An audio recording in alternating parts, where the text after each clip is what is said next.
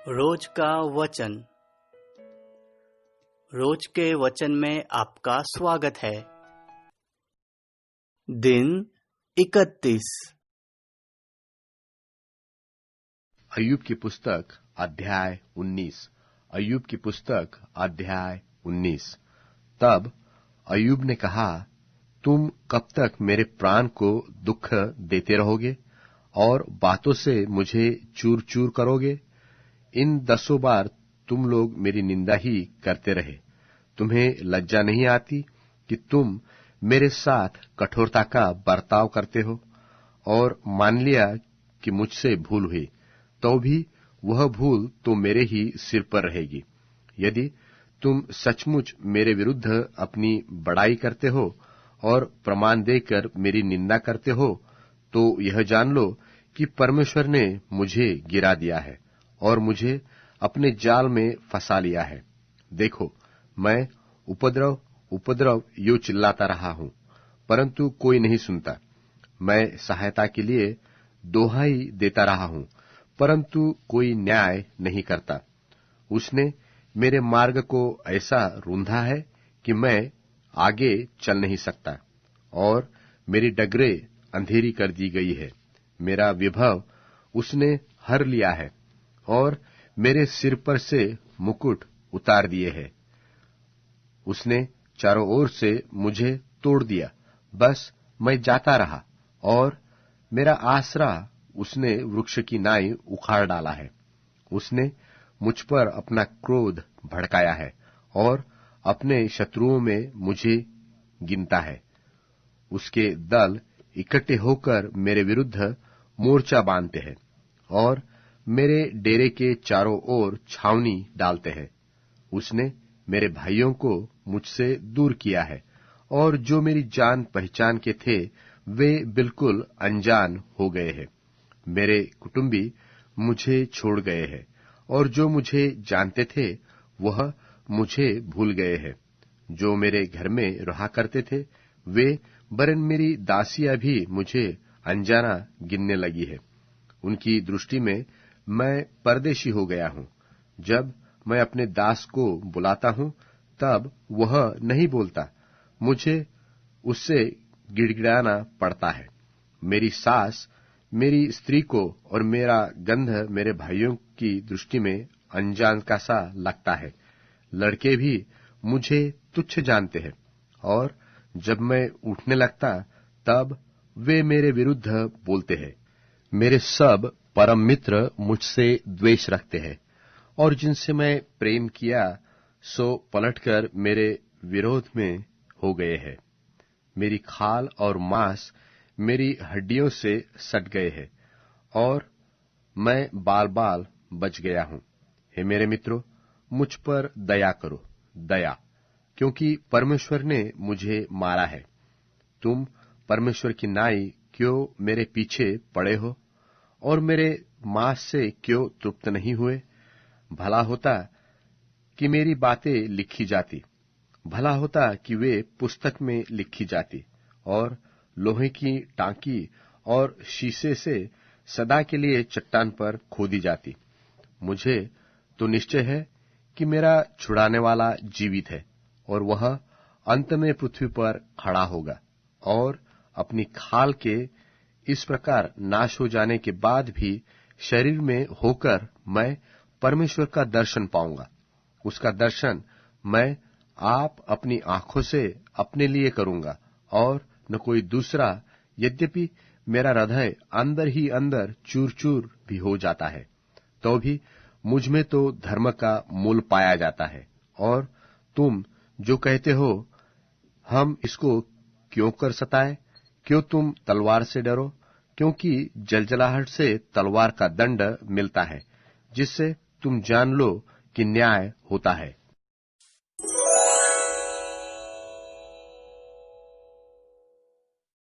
अय्यूब की पुस्तक अध्याय 20। अय्यूब की पुस्तक अध्याय 20। तब नामाती सोपर ने कहा, मेरा जी चाहता है कि उत्तर दूं, और इसलिए बोलने में फुर्ती करता हूं। मैंने ऐसी चुनौती सुनी जिससे मेरी निंदा हुई, और मेरी आत्मा अपनी समझ के अनुसार तुझे उत्तर देती है। क्या तू यह नियम नहीं जानता, जो प्राचीन और उस समय का है जब मनुष्य पृथ्वी पर बसाया गया, कि दुष्टों का ताली बजाना जल्दी बंद हो जाता और भक्तिहीनों का आनंद पल भर का होता है। चाहे ऐसे मनुष्य का महात्म्य आकाश तक पहुंच जाए और उसका सिर बादलों तक पहुंचे, तो भी वह अपनी विष्ठा की नाई सदा के लिए नाश हो जाएगा। और जो उसको देखते थे वे पूछेंगे कि वह कहाँ रहा। वह स्वप्न की नाई लोप हो जाएगा और किसी को फिर न मिलेगा। रात में देखे हुए रूप की नाई वह रहने न पाएगा। जिसने उसको देखा हो फिर भी उसे न देखेगा, और अपने स्थान पर उसका कुछ पता न रहेगा। उसके लड़के वाले कंगालों से भी विनती करेंगे, और वह अपना छीना हुआ माल फेर देगा। उसकी हड्डियों में जवानी का बल भरा हुआ है, परंतु वह उसी के साथ मिट्टी में मिल जाएगा, चाहे बुराई उसको मीठी लगे, और वह उसे अपनी जीभ के नीचे छिपा रखे, और वह उसे बचा रखे और न छोड़े, वरन उसे अपने तालू के बीच दबा रखे, तो भी उसका भोजन उसके पेट में पलटेगा। वह उसके अंदर नाक का सा विष बन जाएगा। उसने जो धन निगल लिया है उसे वह फिर उगल देगा। परमेश्वर उसे उसके पेट में से निकाल देगा। वह नागों का सा विष चूस लेगा। वह करेत के डसने से मर जाएगा। वह नदियों अर्थात मधु और दही की नदियों को देखने न पाएगा। जिसके लिए उसने परिश्रम किया, उसको उसे लौटा देना पड़ेगा, और वह उसे निगलेगा पाएगा।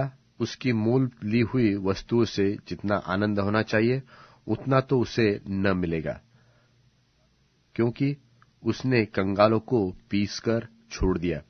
उसने घर को छीन लिया, उसको वह बढ़ाने न पाएगा।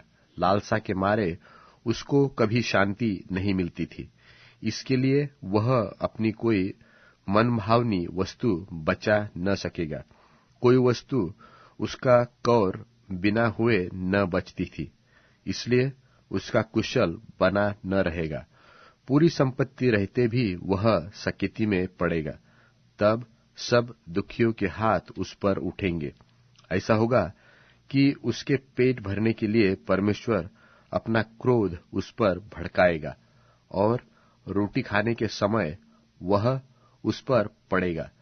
वह लोहे के हथियार से भागेगा और पीतल के धनुष से मारा जाएगा। वह उस तीर को खींचकर अपने पेट से निकालेगा। उसकी चमकीली नोक उसके पित्त से होकर निकलेगी। भय उसमें समाएगा।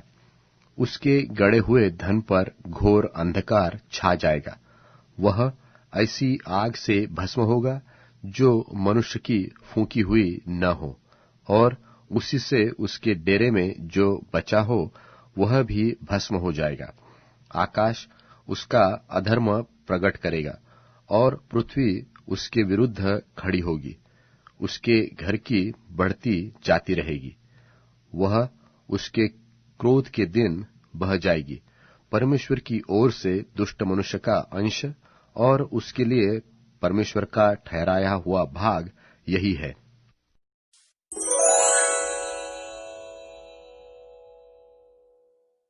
अय्यूब की पुस्तक अध्याय 21। अय्यूब की पुस्तक अध्याय 21। तब अय्यूब ने कहा, चित्त लगाकर मेरी बात सुनो, और तुम्हारी शांति यही ठहरे। मेरी कुछ तो सहो कि मैं भी बातें करूं, और जब मैं बातें कर चुकूं तब पीछे ठट्टा करना। क्या मैं किसी मनुष्य की दोहाई देता हूं? फिर मैं अधीर क्यों न हो? मेरी ओर चित्त लगाकर चकित हो और अपनी अपनी उंगली दांत तले दबाओ। जब मैं स्मरण करता तब मैं घबरा जाता हूँ और मेरी देह में कपकपी लगती है। क्या कारण है कि दुष्ट लोग जीवित रहते हैं, वरन बूढ़े भी हो जाते और उनका धन बढ़ता जाता है। उनकी संतान उनके संग और उनके बाल बच्चे उनकी आंखों के सामने बने रहते हैं। उनके घर में भय रहित कुशल रहता है और ईश्वर की छड़ी उन पर नहीं पड़ती। उनका सांड गाभिन करता और चूकता नहीं। उनकी गाय बियाती है और बच्चा कभी नहीं गिराती। वे अपने लड़कों को झुंड के झुंड बाहर जाने देते हैं और उनके बच्चे नाचते हैं। वे डफ और वीणा बजाते हुए गाते और बांसुरी के शब्द से आनंदित होते हैं। वे अपने दिन सुख से बिताते और पल भर ही में अधोलोक में उतर जाते हैं। तो भी वे परमेश्वर से कहते थे कि हमसे दूर रहो, तेरी गति जानने की हमको इच्छा नहीं रहती। सर्वशक्तिमान क्या है कि हम उसकी सेवा करें, और जो हम उससे विनती भी करें तो हमें क्या लाभ होगा। देखो, उनका कुशल उनके हाथ में नहीं रहता। दुष्ट लोगों का विचार मुझसे दूर रहे। कितनी बार दुष्टों का दीपक बुझ जाता है और उन पर विपत्ति आ पड़ती है, और परमेश्वर क्रोध करके उनके बाट में शोक देता है, और वे वायु से उड़ाए हुए भूसे की और बवंडर से उड़ाई हुई भूसी की नाई होते हैं। परमेश्वर उसके अधर्म का दंड उसके लड़के बालों के लिए रख छोड़ता है। वह उसका बदला उसी को दे, ताकि जब वह जान ले, दुष्ट अपना नाश अपनी ही आंखों से देखे और सर्वशक्तिमान की जलजलाहट में से आप पी ले। क्योंकि जब उसके महीनों की गिनती कट चुकी, तो अपने बाद वाले अपने घराने से उसका क्या काम रहा। क्या परमेश्वर को कोई ज्ञान सिखाएगा? वह तो ऊंचे पद पर रहने वालों का भी न्याय करता है।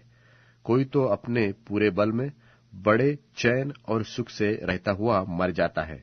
उसकी दोहनियां दूध से और उसकी हड्डियां गूदे से भरी रहती है, और कोई अपने जीवन में कूड़ कूड़ कर बिना सुख भोगे मर जाता है। वे दोनों बराबर मिट्टी में मिल जाते हैं और कीड़े उन्हें ढांक लेते हैं। देखो, मैं तुम्हारी कल्पनाएं जानता हूं और उन युक्तियों को भी जो तुम मेरे विषय में अन्याय से करते हो। तुम कहते हो कि रईस का घर कहाँ रहा, दुष्टों के निवास के डेरे कहाँ रहे। परंतु क्या तुमने बटोहियों से कभी नहीं पूछा? तुम उनके इस विषय के प्रमाणों से अनजान हो कि विपत्ति के दिन के लिए दुर्जन रखा जाता है और महाप्रलय के समय के लिए ऐसे लोग बचाए जाते हैं। उसकी चाल उसके मुंह पर कौन कहेगा, और उसने जो किया है उसका बदला कौन देगा? तो भी वह कब्र को पहुंचाया जाता है और लोग उस कब्र की रखवाली करते हैं। नाले के ढेले उसको सुखदायक लगते हैं, और जैसे पूर्व काल के लोग अनगिनत जा चुके, वैसे ही सब मनुष्य उसके बाद भी चले जाएंगे। इसलिए तुम्हारे उत्तरों में तो झूठ ही पाया जाता है, तो तुम क्यों मुझे व्यर्थ शांति देते हो?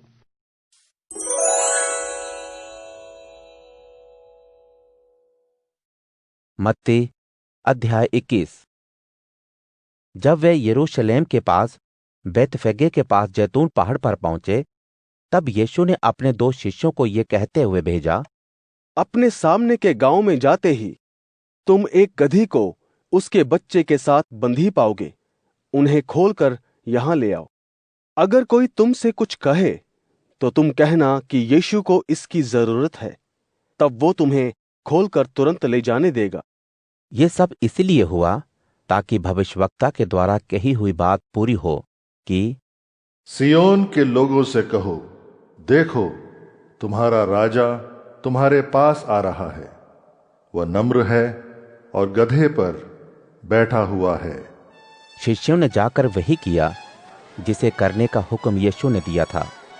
गधे और उसके बच्चे को लाकर कुछ ने उनके ऊपर अपने कपड़े डाल दिए और यीशु को उस पर बैठा दिया। कुछ ने पेड़ों की डालियों को तोड़कर सड़क पर डाल दिया। एक बड़ी भीड़ ने सड़क पर अपने कपड़े बिछाए। भीड़ जो यीशु के आगे और पीछे थी, चिल्ला चिल्ला कर कह रही थी, दाऊद के बेटे को होसन्ना, जो प्रभु के नाम से आता है वो आशीषित है। जब वे यरूशलेम आए, सारा शहर जोश से पूछ रहा था, ये कौन है? भीड़ ने कहा, ये गलील के नासरत के भविष्यवक्ता यीशु हैं। तब यीशु परमेश्वर के भवन में गए और जो लोग वहां खरीदना बेचना कर रहे थे, उनकी मेजों को पलट दिया और कबूतर बेचने वालों की कुर्सियों को फेंक दिया। यीशु ने उनसे कहा, यह लिखा है, मेरा घर प्रार्थना का घर कहलाएगा, लेकिन तुमने इसे चोरों का अड्डा बना दिया है। आंखों से लाचार और पैरों से अपंग लोग भी प्रार्थना भवन में उनके पास आए और यीशु ने उन्हें ठीक कर दिया।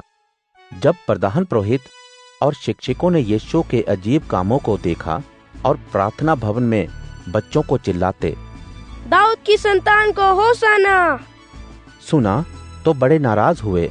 उन्होंने कहा, क्या तुम ये सुन रहे हो कि ये क्या कह रहे हैं? यीशु ने उनसे कहा, हाँ, क्या तुमने कभी नहीं पढ़ा कि छोटे बच्चों के मुंह से और दूध पीते बच्चों के मुंह से उन्होंने अपनी तारीफ करवाई? तब वह उन्हें छोड़कर शहर से बाहर बैतनिया को गए और उन्होंने वहीं रात गुजारी।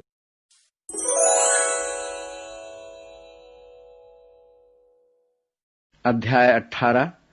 दाऊद का मुक्तिगान। हे प्रभु मेरे सामर्थ, मैं तुझसे प्रेम करता हूँ। हे प्रभु मेरी चट्टान, तू ही मेरा आश्रय स्थल और मुक्तिदाता है। तू मेरा परमेश्वर, मेरी चट्टान है। मैं तेरी शरण में आया हूँ। तू मेरी ढाल, मेरा शक्तिशाली उद्धारकर्ता, मेरा गढ़ है। मैं प्रभु को पुकारता हूँ जो सर्वदा स्तुति के योग्य है। मैं अपने शत्रुओं से मुक्त हुआ हूँ। मृत्यु के पाश ने मुझे लपेट लिया, विनाश की बाढ़ ने मुझ पर आक्रमण किया।